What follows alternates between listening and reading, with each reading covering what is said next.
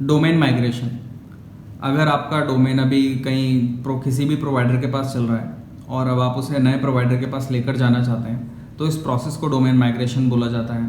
यह बिल्कुल उसी तरीके से काम करता है जैसे आप किसी टेलीकॉम में अपने सिम को दूसरे प्रोवाइडर के पास ले जाते हैं। लाइक अगर आपका एयरटेल में भी कोई नंबर रन कर रहा है तो आप जियो में ले जाना चाहते हैं, तो उसके लिए जो प्रोसेस होते हैं उसी तरीके कुछ सिमिलर प्रोसेस डोमेन के केस में भी होते हैं।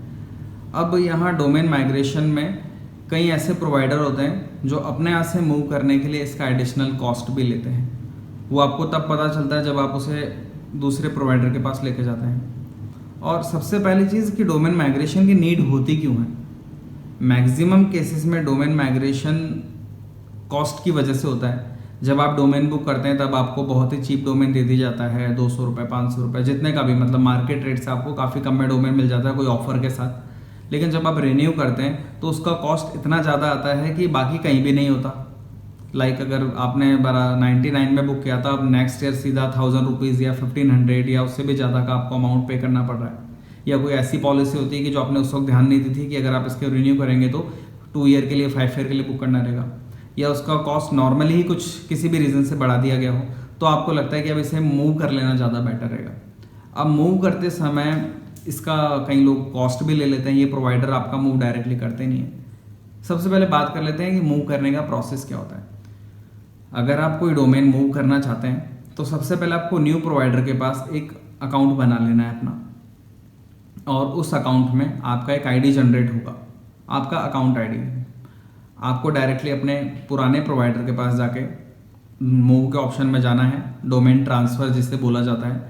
ट्रांसफ़र में जाएंगे आप और ट्रांसफ़र सेलेक्ट करके आपसे वो कोड मांगेगा, APP जिसे EPP कोड भी बोला जाता है या ऑथराइजेशन कोड भी बोला जाता है। ये बिल्कुल उसी तरीके से होता है जैसे आपके टेलीकॉम के अंदर होता है कि आप अपना मोबाइल नंबर डायरेक्टली लिख कर किसी को पोर्ट करने के लिए भेज देते हैं और उसमें आपका ऑथेंटिकेशन बैकएंड में होता है। इसमें जस्ट आपको एक ऑथराइज कोड होता है जो आपको आपके नए प्रोवाइडर से मिलता है और वो आप एंटर कर देते हैं, और वो एंटर करने के बाद आप डायरेक्टली अपने डोमेन को मूव कर सकते हैं।